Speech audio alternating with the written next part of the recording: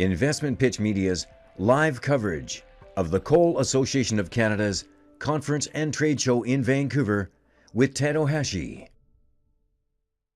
Hello, I'm Ted Ohashi with a special report from the Coal Association of Canada's 2014 conference held at the Westin Bayshore Hotel in Vancouver, British Columbia.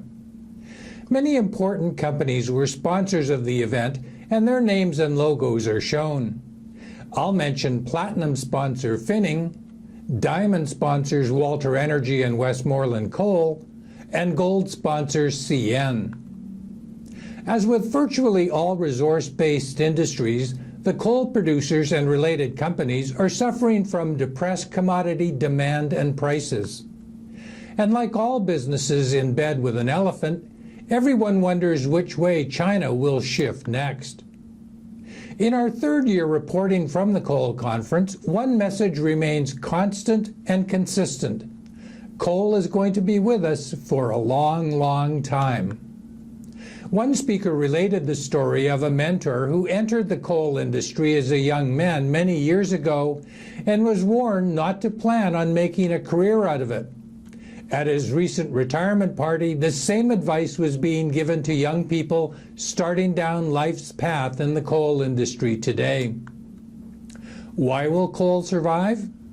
World economies are dependent on coal for energy, not just faraway third world countries. For example, if they stop using coal tomorrow, the U.S. will have to turn off 2 out of every 5 lights. Nearly 40% of U.S. energy is generated using coal. Developing nations need steel to continue their economic growth. Their consumers demand the same goods and services they see in the currently developed world, many of which use steel. At the same time, the developed world needs steel to rebuild their infrastructure. Coal has an essential and ongoing role in steelmaking and world economies. It seems inevitable that coal and the human race will continue to share Earth's ecosystem in the years ahead, and there's only one way that can happen. We have to reduce coal's carbon footprint. Before I tell you about SaskPower's impressive solution to making coal a more sustainable source of energy, one of the highlights of the conference is naming the recipient of the CAC Award of Distinction. This is the highest honor bestowed by the CSC for leadership and excellence. This year it was bestowed on Boyd Payne. In a 40-year career, Mr. Payne held senior positions in such important coal companies as Fording Coal, Elk Valley, Teck Coal, Teck Cominco, and BHP Billiton.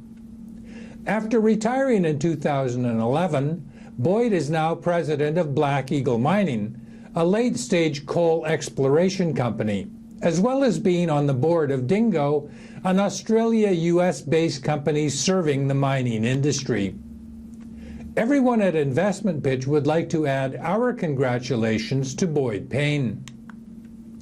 On the screen is time-lapse photography of 20 months of construction of the SaskPower carbon capture facility recently opened in Saskatchewan, Canada.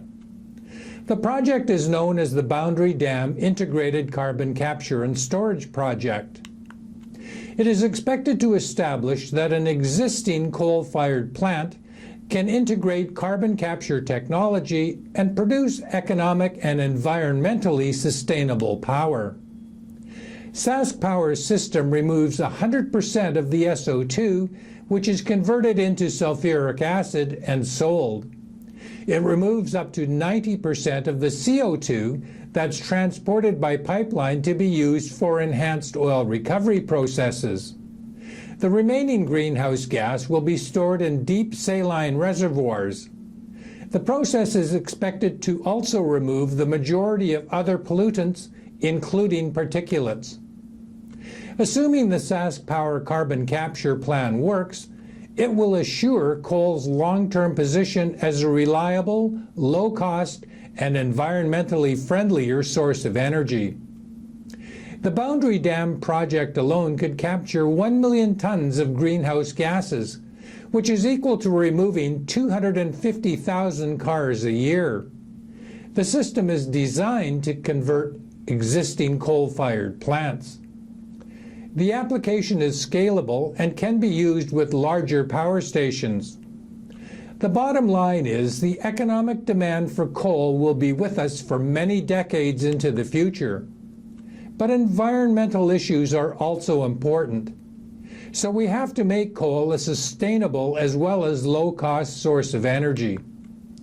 The Boundary Dam Integrated Carbon Capture and Storage Project is one possible solution, and we won't have to wait long to find out.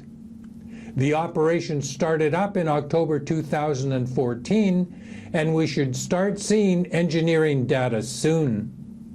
With this special report from the Coal Association of Canada's 2014 conference, for Investment Pitch Media, I'm Ted Ohashi.